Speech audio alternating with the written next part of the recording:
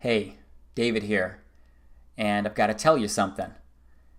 And what I'm going to tell you could make you look at me differently. It could even make you want to distance yourself from me. But I'm still going to tell you because I love you. I should also share that what I'm going to show you, it is strange. And I think that most of what I present will challenge how you look at life. And you should probably also know that this video is infused with my faith in the scriptures and how I believe that His word is truth. But please, I am asking you to watch every single minute of this video, just so that you can look at it all and you can evaluate everything yourself. But I'm more confident about all of this stuff than ever before. And that's why I'm finally showing you this. Because it is not in my best self-interest to be vocal about any of this. Because I've got a pretty solid thing going in life right now. So I kind of look at it like, why would I want to do anything to disrupt that? I'll tell you it's because there is something burning inside of me, and it's compelled me to document this strange truth project. Also, I really feel like I just need to get my record on file. And straight up, I really want to share it with you. That's all I really have to say for now. So, let's get into it. Copyright and fair use disclaimer. This educational video may contain copyrighted material, the use of which has not always been authorized by the copyright owner. We are using this material strictly for educational purposes only. We believe this constitutes a fair use of any such copyrighted material as provided for in Section 107 of the U.S. Copyright Law.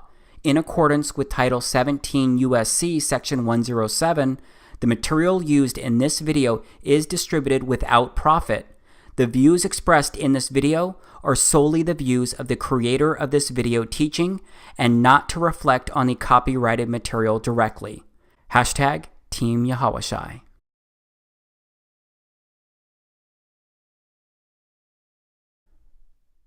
This is the moon as seen from Northern California. I used my Nikon Coolpix P900 to record this. It's actually pretty amazing how close I can zoom in on it. Just how clearly I can see it, even in the daylight. I can actually zoom in closer to craters to look at those if I wanted. Yeah, I've gotten pretty good at zooming in on this stuff in the sky. This is Jupiter. It's a planet, as I'm sure you've heard. It's one of the gas giants. I didn't really know very much about Jupiter or much about anything in outer space until I started recording the sky using my camera.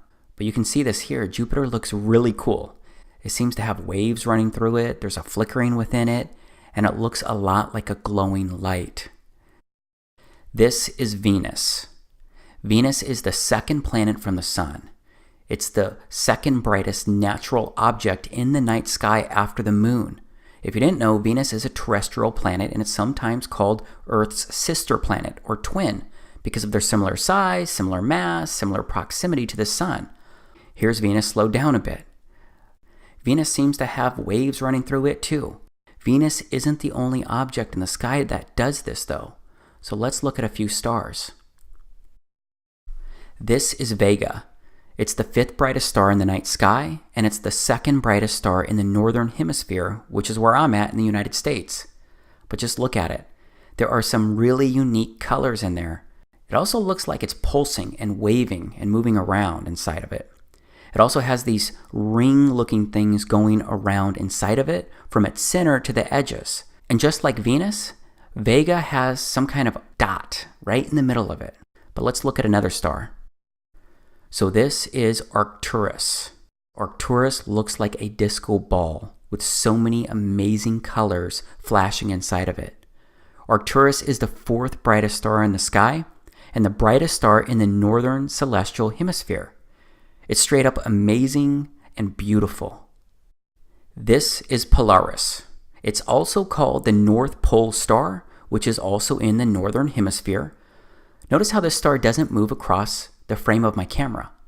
Remember how all of the previous objects I showed you so far, they moved pretty quickly across my lens when I recorded them.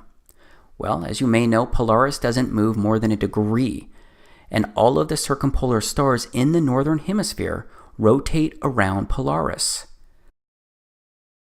I'm curious if you've ever seen recordings of planets or stars in the night sky like what I just showed you, because there's no doubt The moon looks the same as what you've probably seen.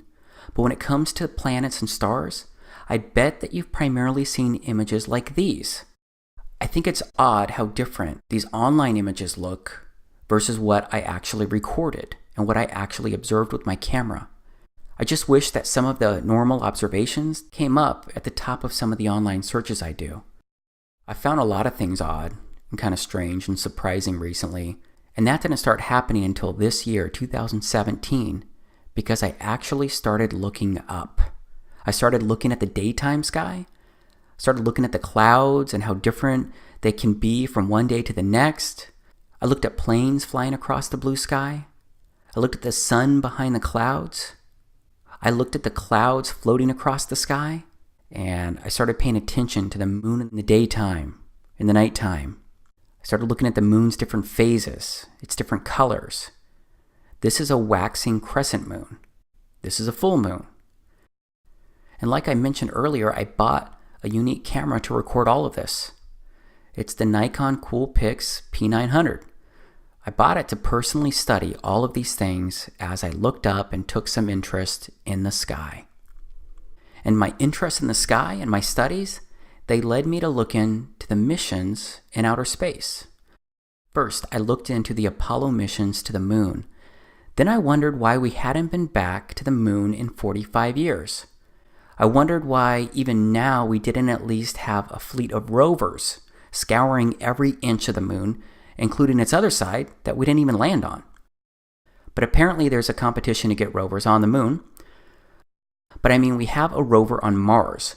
Why didn't we at least send one rover up to the moon to constantly observe it, since we no longer send humans? It's just hard for me to imagine that we've already discovered and observed everything we could learn about the moon during those 3 years of Apollo missions. You know, we've never put a woman on the moon, only men. So why not send our first woman to the moon? That would be a spectacular accomplishment. At least I think so. But then I came across a video of Don Pettit. He's a very outspoken NASA astronaut who's been to outer space 3 times. He said this is why we haven't been back to the moon. I'd go to the moon in a nanosecond. The problem is we don't have the technology to do that anymore. We used to, but we destroyed that technology, and it's a painful process to build it back again. Then I found out about the Van Allen radiation belt. Here's what a NASA engineer has to say about the Van Allen radiation belt. We are headed 3,600 miles above Earth, 15 times higher from the planet than the International Space Station. As we get further away from Earth, we'll pass through the Van Allen belts, an area of dangerous radiation. Radiation like this could harm the guidance systems, onboard computers, or other electronics on Orion. Naturally, we have to pass through this danger zone twice, once up and once back. But Orion has protection. Shielding will be put to the test as the vehicle cuts through the waves of radiation. Sensors aboard will record radiation levels for scientists to study. We must solve these challenges before we send people through this region of space. Sensors aboard will record radiation levels for scientists to study. We must solve these challenges before we send people through this region of space. So yeah, I found it really interesting what that NASA engineer said about the Van Allen belt. And it turns out that other NASA folks have said the same thing about leaving low Earth orbit. And what comes after the International Space Station once its mission is over? How do we ensure the presence of humans in space?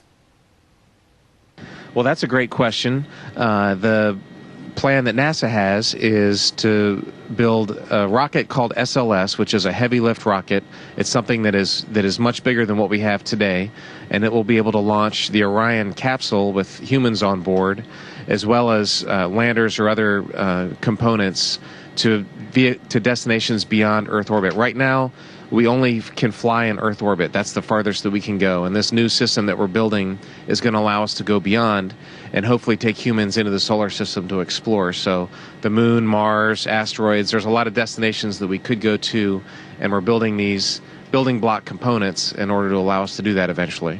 The technologies that we're testing out on Space Station are definitely helping us with our goals of going beyond low Earth orbit. So we have a really robust exploration program at NASA. And here's a quick look at the technology that we used to make it to the moon. Here's an image of the command module being rescued in the ocean. This made it to the moon and through the Van Allen belt and back to Earth. Here's video of a command module taking off from the moon. Here are some images I downloaded from NASA's website showing the module and a close-up of the technology that we sent to the moon. So yeah, I was surprised to hear about the Van Allen belt because we went to the moon 9 times and sent 12 men during the Apollo missions from December of 1968 to December of 1972. I'm kind of a detail-oriented guy, so I wanted to learn more about all this because while I'm detail-oriented, I'm also pretty cynical and extremely curious about things that don't immediately click, but I got sidetracked during my research because I came across Neil deGrasse Tyson saying something kind of weird. If you didn't know, Neil deGrasse Tyson is an astrophysicist, and he's pretty well known inside the science community. So here's what he said. So you spin, when you spin pizza dough, it kind of flattens out. Yeah.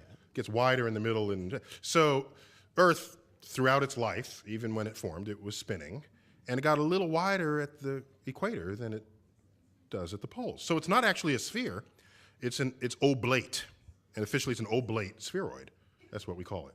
But not only that, it's slightly wider below the equator than above the equator. A little chubbier. A little chubbier. Yeah. Chubby's a good way. It's like pear-shaped. Yeah. I researched this statement because it didn't make sense to me. And yeah, if you watch the whole video of when he says this, he gets into sea levels and more. But I gotta tell you, he didn't mean the statement as a joke. But it still seems like a joke because who says the Earth is pear-shaped? Pretty odd, right? Either way, his statements and my research led me to download just more images and more videos from NASA's actual website. These are a few of their images of Earth that they took from space. And as I was downloading and researching photos and videos at NASA's website of our first moon landing, the Apollo 11 mission, I discovered something pretty crazy. Apparently, NASA lost the tapes that recorded data of the original Apollo 11 moon landing in 1969. The tapes included biomedical data on astronauts, video footage of the Apollo 11 landing, and all of their telemetry and engineering data. But based on everything I can research, it seems that NASA actually lost not just the Apollo 11 telemetry data, but NASA lost all of the telemetry data from all of the Apollo missions that landed on the moon. That's well over 10,000 lost tapes and over a ton, literally a ton in weight of missing tapes. Fortunately though, they were able to restore the original moon landing footage that was broadcast to Earth. I guess I just found it pretty odd when you consider that the moon landing is one of the, if not the, greatest accomplishments by mankind. Because I figured NASA would take really good care of that stuff and properly label boxes and reams of recordings. Okay, so that seemed pretty careless. But then I stop and think, wouldn't right now be the perfect time to go back to the moon? We've made significant breakthroughs in technology in the past 45 years. So imagine today's technology that NASA could bring to the moon to record and study it. Imagine the beauty that they could show the entire world. Because we could have crystal clear, high-definition footage taken directly from the surface of the moon. I mean 4K resolution stuff that would blow everyone's minds. But instead, everyone seems to be okay with not going back. And that's despite the original video of our first ever moonwalks during the Apollo 11 mission being destroyed. And they say the original recordings, they were actually super clear and nothing like the grainy video that was broadcast to millions on television. But I guess it doesn't really matter either way, since we destroyed the technology to get back to the moon. That's if you believe what Don Pettit said. So my curiosity compelled me to keep researching all of this stuff. And a lot of what I found, it didn't make a whole lot of sense. Like, why does it look like this flag is flapping or blowing in the wind? And this module taking off looks pretty weird to me. So yes, A lot of the moon landings and stuff surrounding outer space can come across as odd. And yeah, maybe each odd thing can be explained away. It's just that when I look at all of the oddities as a whole, it's a bit creepy. And I say creepy because someone I know and someone I love once said this stuff was creepy when they started looking into it. And all of this creepy stuff made me want to keep researching and keep asking questions. But I ended up asking one question that can get you labeled as a nutcase. It's a question that makes people laugh at you. It's a question that I bet you've already seen coming as you've been watching this video. And that question is, did we really go to the moon? I'm sorry, Jay. I'm sorry. I could see that how that would affect your Christmas. I made that whole thing up. What? I'm sorry. I guess I just wanted to seem interesting. I guess there's a real danger of that on this show. But there's a pressure. Well, yeah, yes. people come out and they've run out of anecdotes, you know, and they just start making stuff up. Yeah. Like that Neil Armstrong guy. Have you seen him on the talk shows? Neil Armstrong, you mean the first man to walk on the moon? Talk about a fish story. Yeah. Man, and they're buying it. Oh, yeah.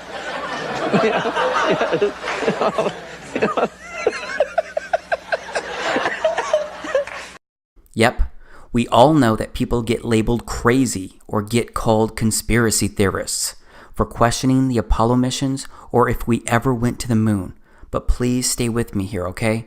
I promise that I've really given this a lot of thought, and I've considered how something like this could actually happen. And since we no longer send people to the moon, I started looking into other info and footage surrounding outer space. And I found some interesting things there too.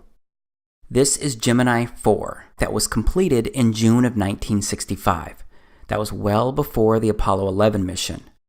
This is the first American spacewalk recorded using an 18mm lens camera, and it recorded at 6 frames per second. But straight up, this looks like stop motion video to me. Back to what's odd. And it's that I can't find any other video of astronauts turning their helmets. A turning helmet appears to be only happening during this first ever spacewalk. Because the thing is that my research showed that the helmets couldn't turn or swivel because they're fixed to an airtight ring base. And once the suit is pressurized, it all becomes extremely stiff. And I don't see the helmet turning again in any of the video for this spacewalk or any others. But there's a lot of footage available that's been taken from the International Space Station, the ISS. This is it here. Of course, a lot of live interviews and videos have been done and recorded from the ISS, and that's resulted in a lot of footage to look at. First, and this one's just kind of really funny to me, it turns out that there's a lot of weird-looking hair on the space station. It's like the hair is gelled or hairsprayed up, like straight up, and it's not supposed to move. Why not just let it flow and showcase its weightlessness? Maybe it would get in the way, but there are also ponytails and such, right? You look like you're in a studio, maybe in Omaha, Nebraska or something. The shot is so clear. Is this a hoax? Are you really in space still? See the hair? Okay, this is a good place to freeze for a moment and transition, because things go from questioning weird hair to deeper levels of strange. See the hair? I don't know. We're going to have to do something for you. Yeah.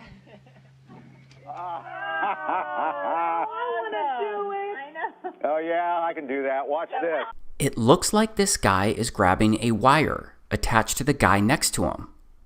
He's not grabbing air, and there is no reason why any of these guys would be wearing wires in space.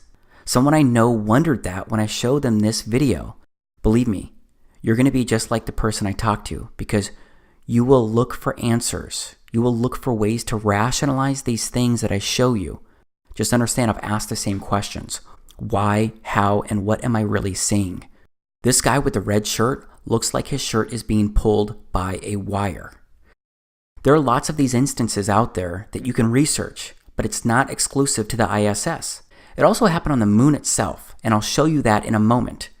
But look at the guy in the middle of these men. He looks like he's actually wearing a harness. This was a live interview with Boise State, and look at how awkward this is. Look at this astronaut who turns with his back to us. Pay attention to his back heels. It seems like there may not be enough slack, so his heels stay off the ground.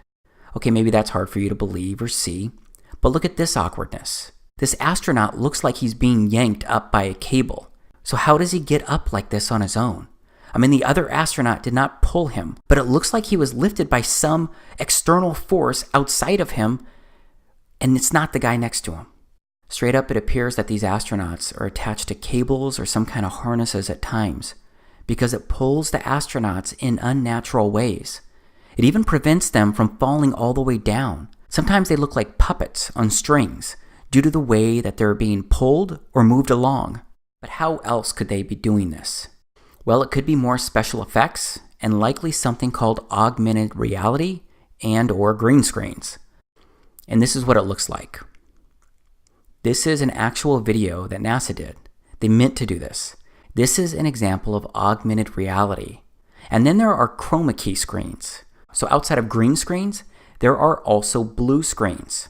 And that's what you're seeing right here. You're seeing the former president being pushed through this NASA area, and behind him is Tim Peake, an astronaut, with what looks like a blue screen, a chroma key screen right behind him.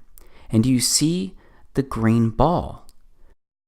I mean, we can compare footage around that same time compared to what was caught on camera, and you can see it's the same background.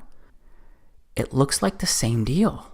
And I've only ever found one other video that's ever shown this same checkered blue screen.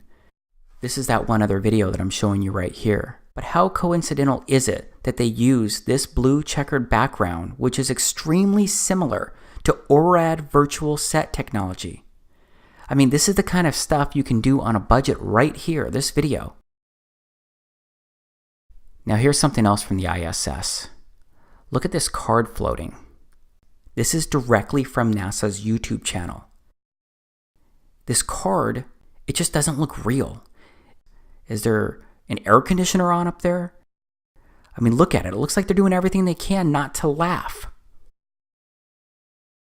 Next, people say that the spacewalks may have been recorded underwater and not on the moon at all. Because, as you can see here, astronauts are definitely trained underwater. So a lot of folks believe that they may have faked the spacewalks by doing it underwater as well. And that seems to make a lot of sense when you study a lot of the spacewalk videos, because you're going to see what looks like a lot of bubbles going all these different directions. Who knows which direction the camera was actually pointing when these were recorded, but they look like air bubbles escaping maybe from underwater pools where some of these things were recorded or faked. Last, there are zero gravity planes. The only way right now that we can simulate the gravity on Moon, Mars, asteroids is parabolic flight. So yeah, there is likely hours of video of real weightlessness that people have experienced, but you can't do that all the time, so there needs to be other options, especially for the longer videos like I showed before. Okay, this is a time-lapse video of Earth recorded from the ISS, but I want to step off the space station right now. I want to look at the Apollo 11 crew's first public appearance after returning from the moon.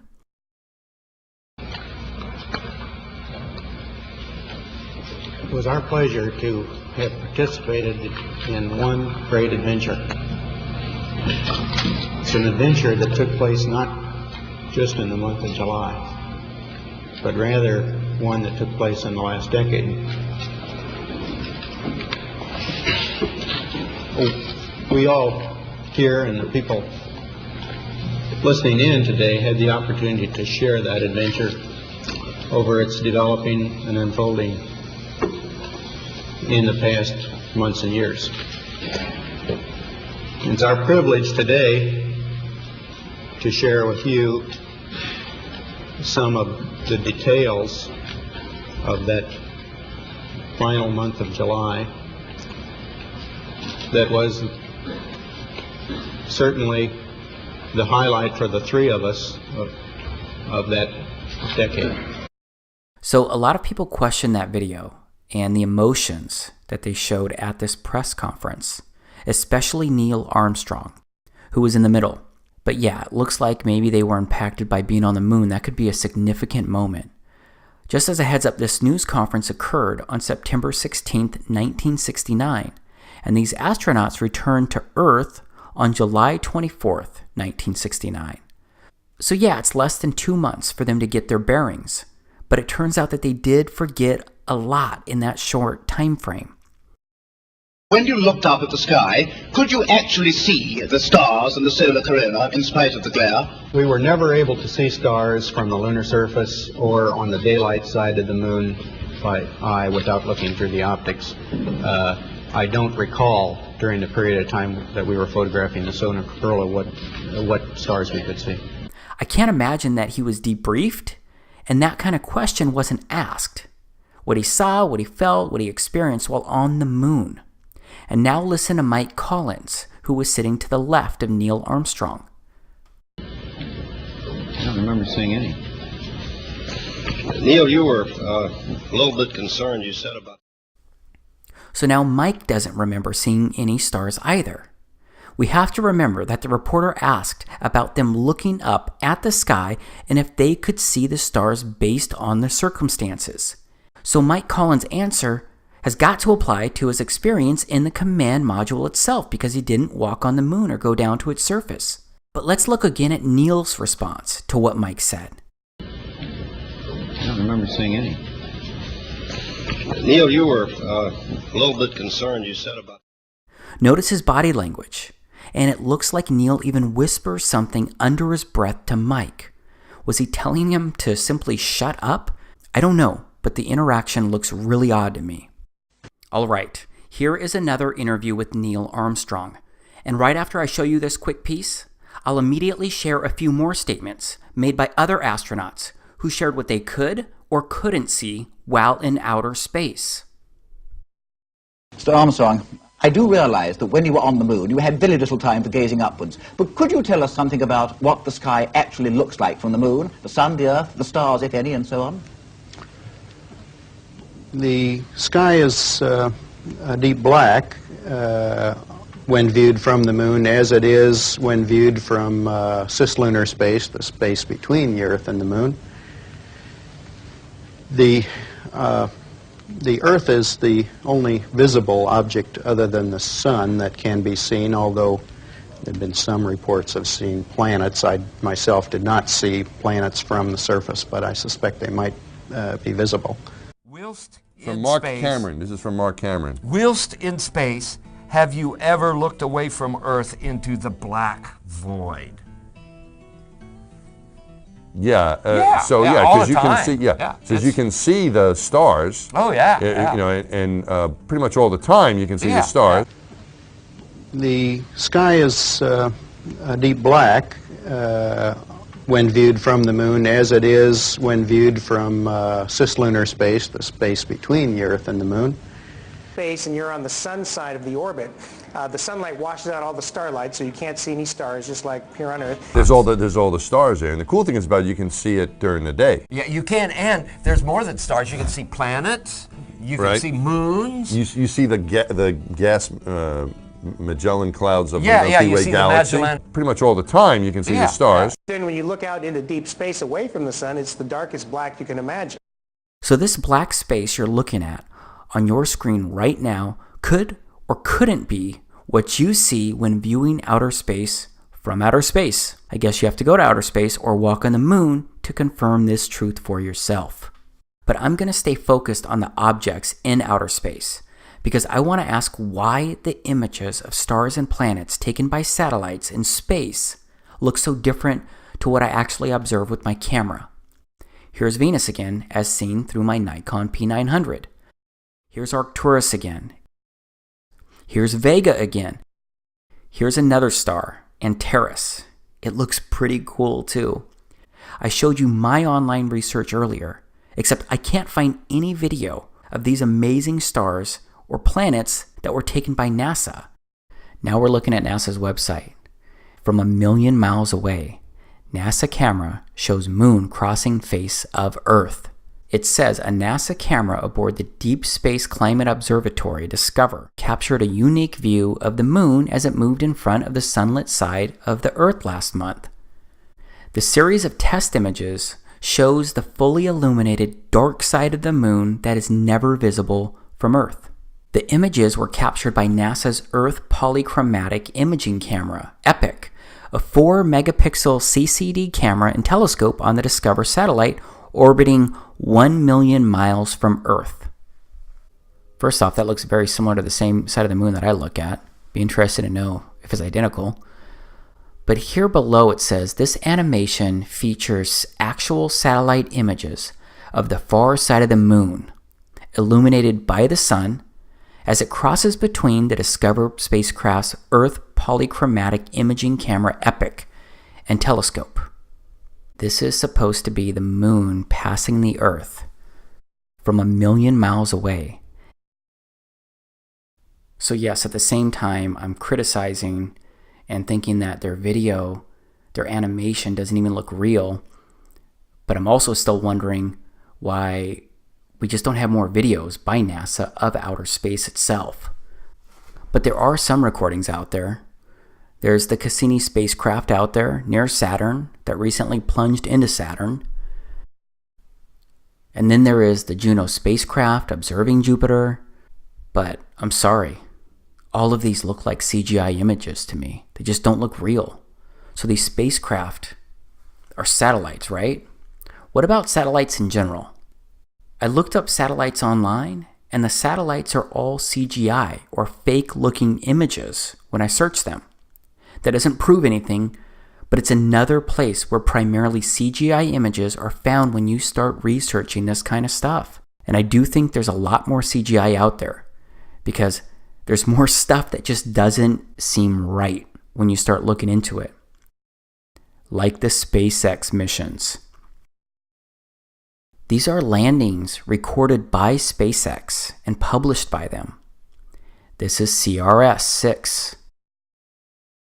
This is CRS-8.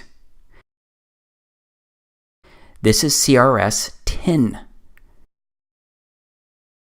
This is CRS-11. Again, this just doesn't look real to me. And how can a rocket steer a landing like this? These rockets are like huge, massive, heavy sticks. Except they can rocket to the ground in reverse. They can take off right, re-enter, flip around, and come to the ground in reverse and land with this kind of crazy precision using these tiny little fins. They're not even fins. They don't have wings. So yeah, this is a lot that I'm showing you, a lot that I'm asking you to question. But that's because there's a rabbit hole of random things that just don't make sense. And they don't look real. And then there is a film positioning itself as a documentary called A Funny Thing Happened on the Way to the Moon. And while it looks like there's some disinformation in this video, it does address a few things that kind of make you think twice. It does seem to address some valid questions. Here's some video from it. The cost of the 3 moon rovers in 21st century currency? Nearly $60 million each, though they had fewer parts than a Jeep. Where was all this money going? Then there's the flag, blowing in the wind, at least twice, on the atmosphereless moon. Here the editor cuts to a still shot of the flag, just as the effect becomes noticeable. Here it is unchecked. This rare clip, attained decades ago, was never re-released with the inevitable increase in experience and scrutiny. To demonstrate 1/6 gravity, a bouncy, floaty feel to the astronauts' movements would be similarly achieved with relative simplicity. Slow motion. You are viewing the scenes as they aired more than 30 years ago. Now let's look at them with the speed doubled.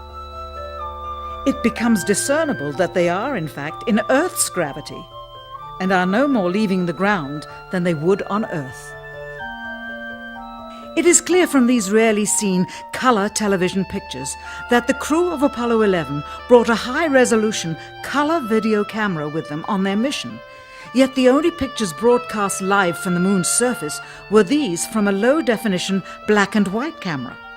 In fact, the networks complained because in addition to this, they were forced to shoot the images, second generation, off of a projection TV of the technology of 30 years ago, and were not even allowed to take a direct feed, which further degraded the quality and clarity of the images. Perhaps this was precisely what NASA and the federal government had in mind. After all, it was a first, regardless of where they were. Better to open up their debut mission with fuzzy pictures and numerous blackouts, rather than show too much revealing detail of a false scene that was yet unproven. And finally, the element that seals their fate. Of all the footage of Apollo 11 requested from NASA over a 5-year period, one gem was discovered just before the completion of this documentary. An old reel received by mistake. It contains the raw or unedited footage of the crew of Apollo 11, Michael Collins, Edwin Aldrin Jr., and Neil Armstrong, staging part of their mission for nearly an hour in living color, with exceptionally clear behind-the-scenes audio of conversations discussing the techniques used to achieve a disingenuous picture depicting the Earth at a distance, in order to falsely demonstrate their far journey from it and their ability to survive passing through the Van Allen radiation belts. It cannot be misconstrued that this staging was done for some other reason prior to the mission, for the reel itself is slated and dated July 18th, 19th, and 20th, 1969, the very days of the mission when they were said to be approaching and achieving lunar orbit. Understand, too, that only about 20 seconds of this raw footage was ever broadcast to the public, and these conversations discussing their deception were believed to be private, until now. Here they discuss that these television transmissions were in fact not broadcast live as everyone believed. They were first screened and edited for playback later. Roger, Neil. We just wanted a narrative such that we can, when we get to playback, we can sort of correlate what we were seeing. Thank you very much. Here they discuss the fact that they have turned out the lights and have blocked out sunlight from entering the spacecraft through the other windows, as to not cause any reflected light to fall onto the spacecraft's wall in the foreground. Okay, very good. Well, we shut out the sun coming in some of the other windows into the spacecraft, so it's looking through the number one window, and there isn't any reflected light. We only have one window that has a view of the Earth, and it's filled up with the TV camera. This is where the astronaut is back in view, but the lens was supposed to be on the window. Is it legitimate? I don't know. There's just so many weird things about the Apollo missions when you research them. And again, I'm not vouching for a funny thing happen on the way to the moon, but it does address a few questions that seem to make sense, that seem to be worth asking. And then there are the space shuttles, which are supposed to be gliders when they re-enter our atmosphere and they land.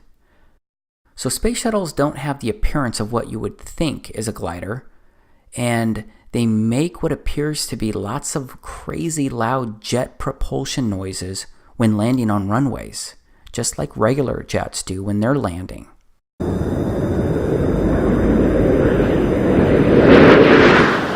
Commander Charlie Hobart flaring up the shuttle's nose for landing, and as you can see, the main gear of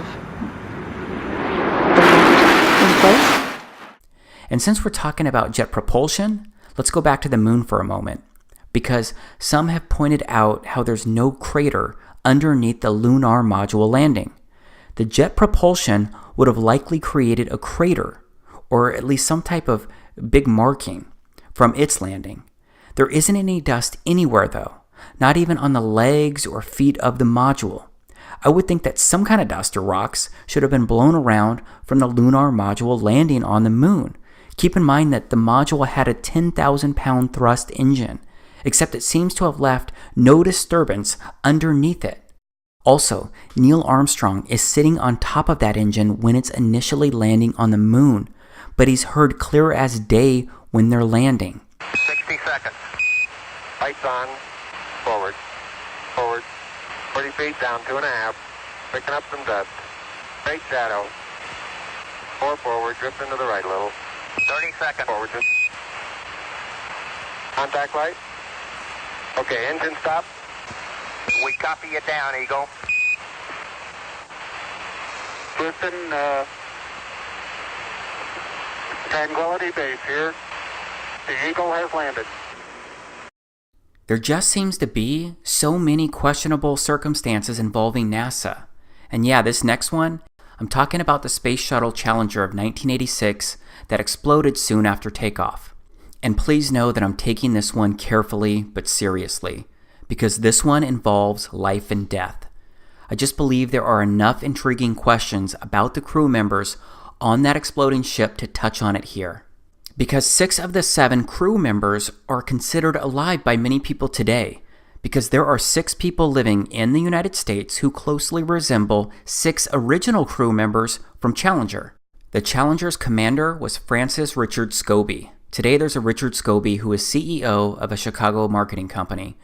These guys have some eerily similar features, like the same kind of wide-set eyes that both seem to be tilted in their corners.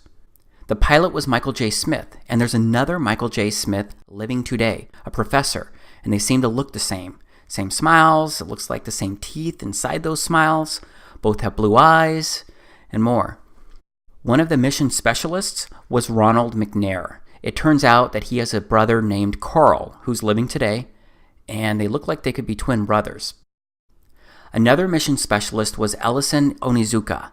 He also has a look-alike brother still alive today, and his brother's name is Claude. Another mission specialist was Judith Resnick, and there's a Yale law professor with similar features and identical name living today. And then there was the teacher Sharon Christa McAuliffe. Well, there is a Syracuse professor named Sharon A. McAuliffe who looks a lot like the original crew member with the same first name and last name. Again, I do not take sharing this information lightly, because it is a serious thing when you question if people may have really died. So I don't know about this for sure. I just know that the odds seem pretty crazy that 6 of the 7 crew members have people living today with appropriately similar ages, nearly identical names, and strikingly similar features. And what about the fact that we're now planning to send humans to Mars, and we want to colonize it? So forget about inhabiting the moon, which would be way easier because it's way closer and we've already put people on the moon, but instead let's go inhabit Mars, which is much further away and way harder to get to. So everything I've shared so far, to me it's really bizarre and odd. Much of it doesn't add up, if you ask me, but still, many of you will find explanations. There's a lot of info out there, but based on what my eyes have seen, based on using my own personal logic, even if I wanted to eliminate half of the things I just showed you as untrue, I simply can't explain away the other half as untrue because there is too much that just doesn't make sense in my head. But after looking over all of the information and evidence surrounding our explorations into outer space, the moon landings, and what science teaches me about it all, based on what I can actually observe and prove myself, I'm now at the point where I don't believe we ever went to the moon. I don't believe we've gone to outer space in the way that they tell us. I don't believe an International Space Station is orbiting the Earth. I don't believe it's possible. And there are many more extremely compelling reasons why I believe this, beyond the limited information that I've presented so far here. Of course, I promise to show you much more here, but I want to pause before moving on, because this information may be new to you, and that can make it hard to believe or even consider. You may be laughing at me right now, or wondering when Dave lost his mind and went full conspiracy theorist. I used to think that it was crazy before I started researching all of this. But what if it was possible? What if what you've been told was not the truth? Or maybe it was full of half-truths? Would it be the first time that someone lied to you? Would it be the first time that your government lied to you? It's easy for me to say that, especially when you may be thinking the opposite. But no matter what, I'm the one making these claims, so I need to present more information to show how all of the pieces could fit. So please just stay with me here, because we've barely touched the first layer of how odd and bizarre things may really be.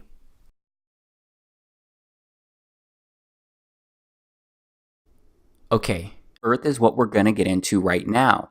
We're going to focus on the place that you and I both live and exist. First off, what does the Bible say about Earth? Let's look at the first book of the Bible and see how the story of creation begins.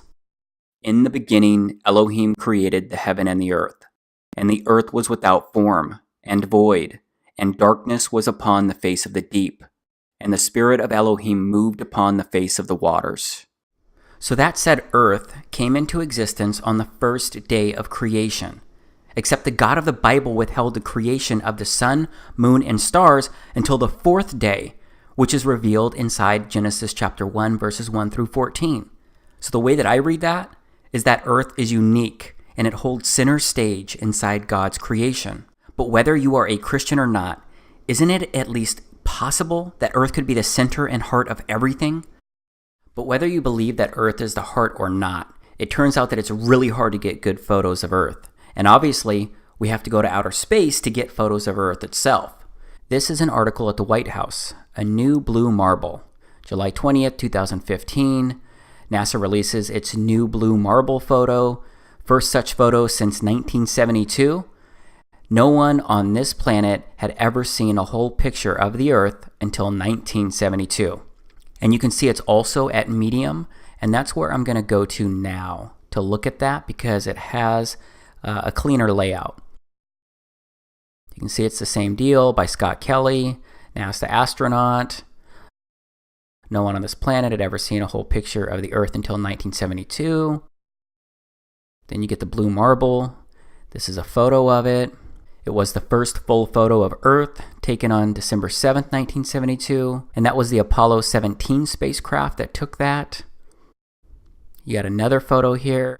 Looks a little different. Okay, you got another image. So why is the blue marble a bigger deal than these? Turns out it's quite tricky to take a good photo of the entire Earth. The planet is big, and there's a lot of lighting issues. As a result of these challenges, NASA, NOAA, and other science agencies most often rely on composite images to depict our planet. These images stitch together multiple high-resolution snapshots taken by satellites already in orbit to produce one seamless portrait of the Earth. And that's what the three photos above are, composite images, produced by NASA over the past 15 years, released respectively in 2002, 2007, and 2012. Composite imaging is an extremely useful tool for helping people understand the Earth, like this black marble, which, by stitching together multiple views of the planet, shows a full global view of the Earth's city lights. That's why today I am excited to see that NASA has released its new blue marble, the first of many more to come later this year. The blue marble is the first fully illuminated snapshot of the Earth captured by the Discover satellite. It looks like it's a joint NASA, NOAA, and U.S. Air Force mission. And there's a guy who's famous for doing these composite images and manipulating data and putting it all together. And this is the guy right here. This is from NASA's website. It's an interview. Data visualizer and designer Robert Simon. And they ask him, what do you do? And what is most interesting about your role here at Goddard?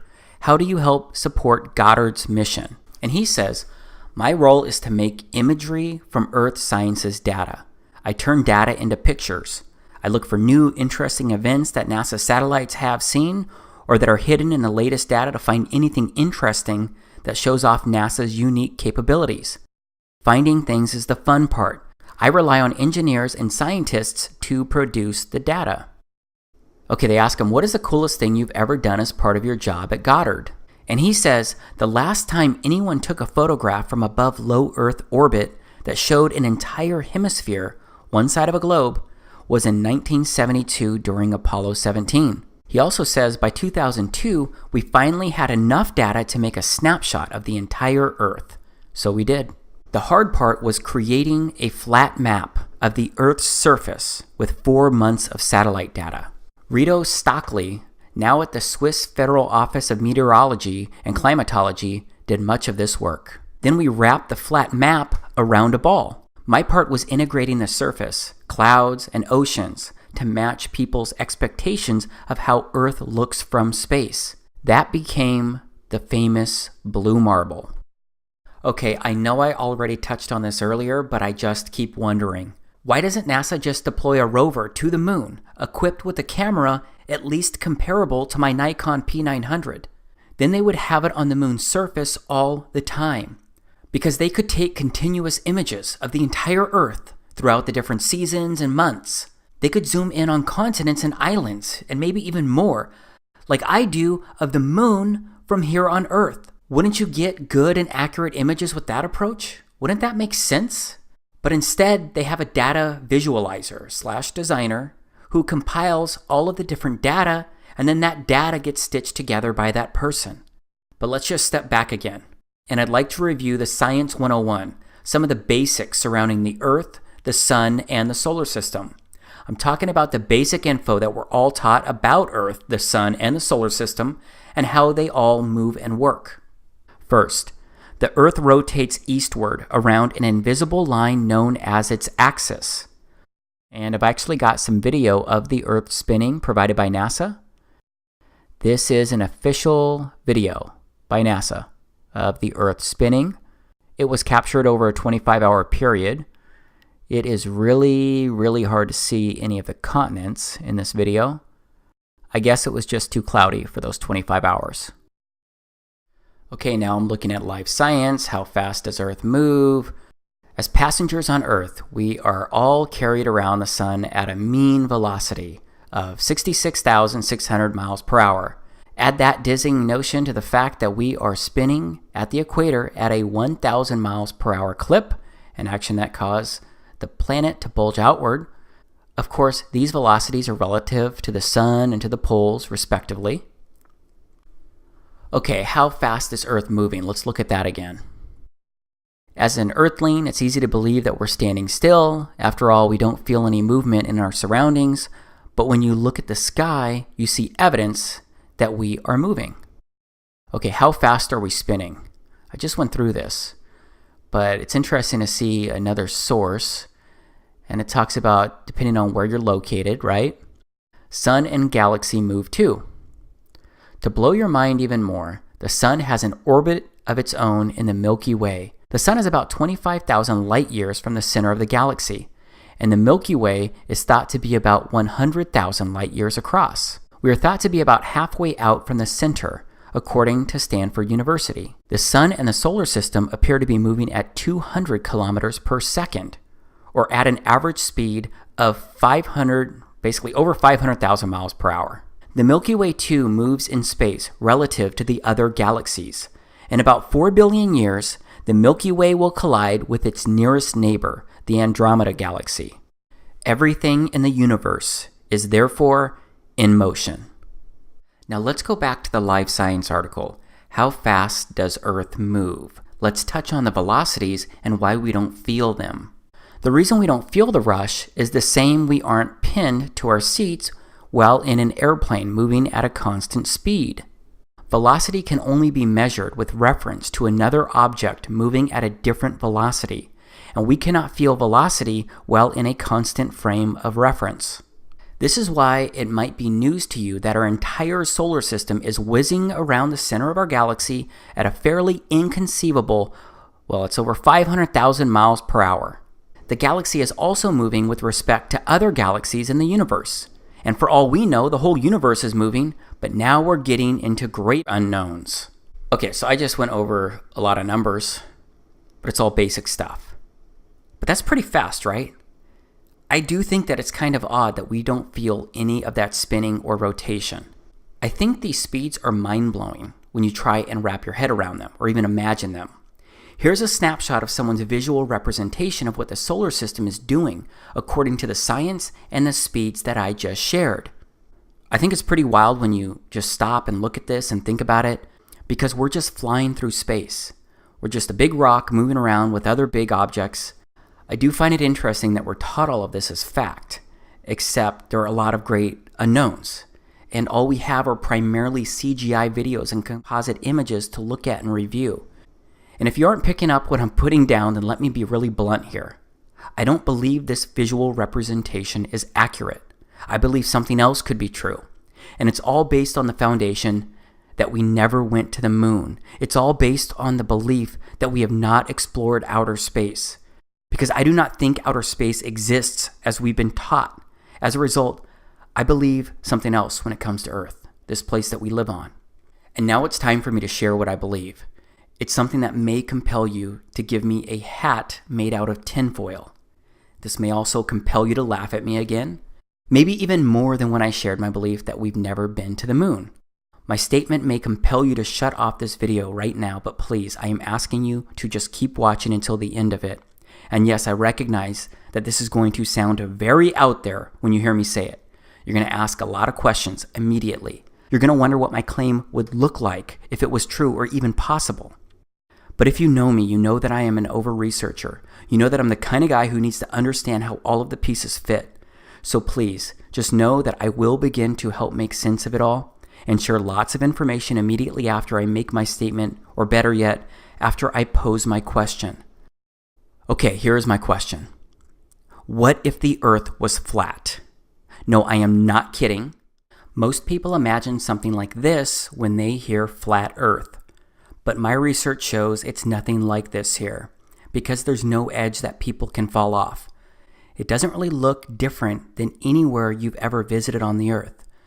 Again, I know this is an out there statement, but I promise I will provide detailed information on how this could work and what it could look like. I'll also share a map with a full breakdown.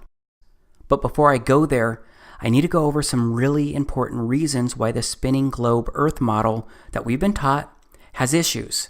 It may be stuff that you've questioned before, and it probably includes stuff you haven't considered. Yes, we're looking at this again. For all of my fellow Christians, just think about this visual representation in regards to the story of creation, and consider how just moments ago I shared Genesis 1 and how Earth came into existence on the first day of creation. I mentioned how the God of the Bible withheld the creation of the sun, moon, and stars until the fourth day. So if Yahweh created the sun on the fourth day, then what was the Earth rotating around for 3 days prior? Well, maybe Earth is special, and like I mentioned moments ago, it holds center stage in God's creation. And maybe Earth is not moving or rotating around the sun. Now let's keep this visual representation of the solar system in mind as I share some more important information, and it's related to the sky and what we can actually observe. So again, we know that there is a North Pole star. It's called Polaris, Alpha Ursae Minoris. Remember, this is what Polaris actually looks like. And remember, it doesn't move across the sky. It just stays there. And all of the stars in the northern hemisphere rotate counterclockwise around this star. But remember that the Earth rotates on its axis. And its axis runs from the North Pole star, Polaris, all the way down to the South Pole star, also known as Polaris Australis or Sigma Octantis. But I'm not sure many people think about these North and South Pole stars and how they work in relation to the Earth. Because just like the stars and planets rotate counterclockwise around the North Pole star in the northern hemisphere, the stars and all the planets actually rotate clockwise around the South Pole star in the southern hemisphere. These are long exposure shots that were taken by YouTuber Kofu72, and he did it by having a photo taken every 30 seconds. And it took an hour and a half of recorded shots to create just 10 seconds of Southern Star Trail video. So we have stars and planets rotating counterclockwise around the North Pole star. And we also have stars and planets rotating clockwise around the South Pole star. Except Earth and our solar system is supposed to be flying through space like this. But the North Pole star never moves above the Earth, and all the stars rotate around it.